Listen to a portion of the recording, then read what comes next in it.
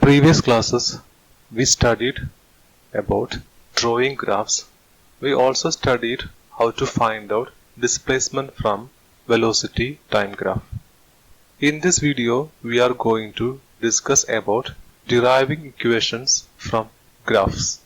ഗ്രാഫുകളിൽ നിന്ന് എങ്ങനെ സമവാക്യങ്ങൾ ഉണ്ടാക്കിയെടുക്കാം എന്നുള്ളതാണ് നാം ഈ വീഡിയോയിൽ ചർച്ച ചെയ്യാൻ പോകുന്നത്.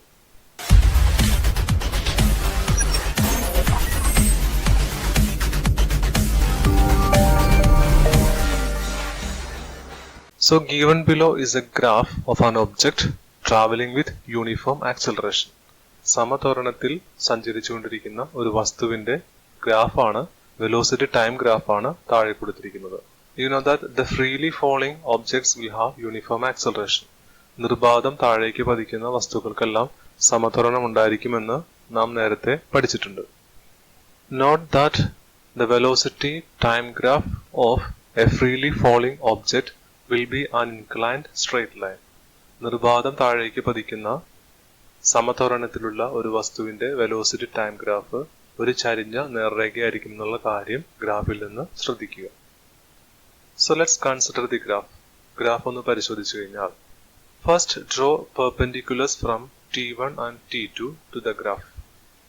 T1 ൽ നിന്നും T2 ൽ നിന്നും ഗ്രാഫിലേക്ക് രണ്ട് ലംബരേഖകൾ വരയ്ക്കുക.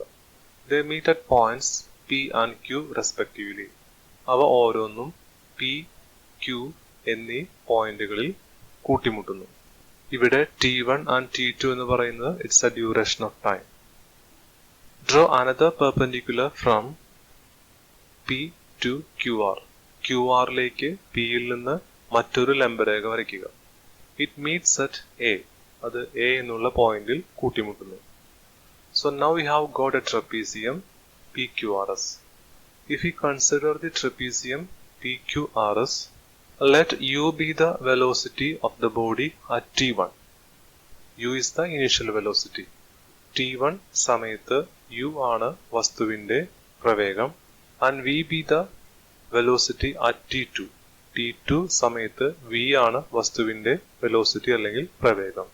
U is the initial velocity and V is the final velocity if we consider the duration of time T1 and T2.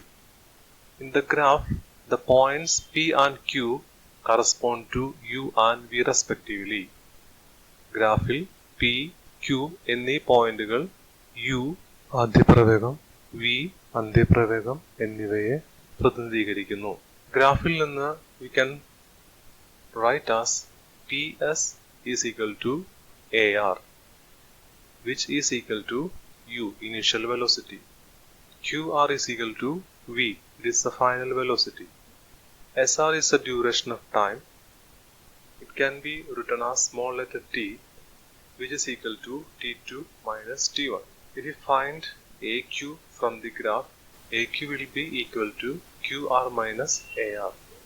Here QR is final velocity V and AR is initial velocity U. So we can write as AQ is equal to V minus U. We studied that V minus U is the change in velocity. How can we find acceleration from the graph? ഗ്രാഫിൽ നിന്ന് ത്വരണം നമുക്ക് എങ്ങനെ കണ്ടെത്താം?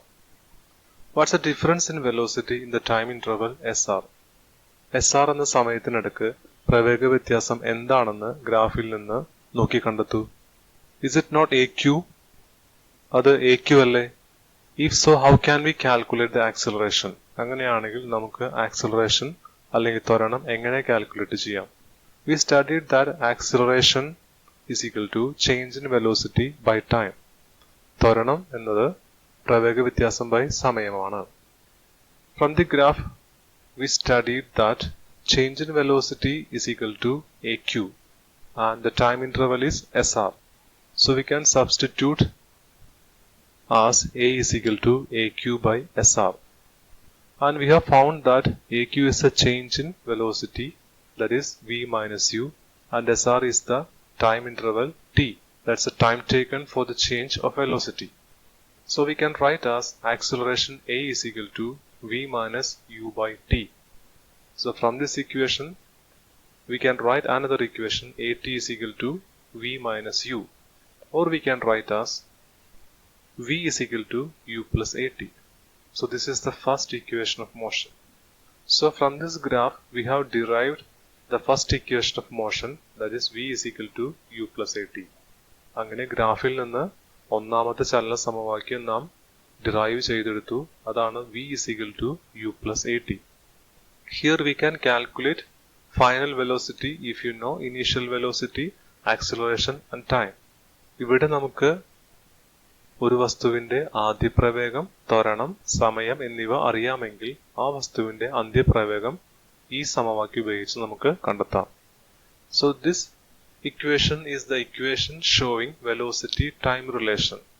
ഈ സമവാക്യം സമയവും പ്രവേഗവും തമ്മിലുള്ള ബന്ധം കാണിക്കുന്ന ഇക്വേഷൻ ആണ് അല്ലെങ്കിൽ സമവാക്യമാണ്.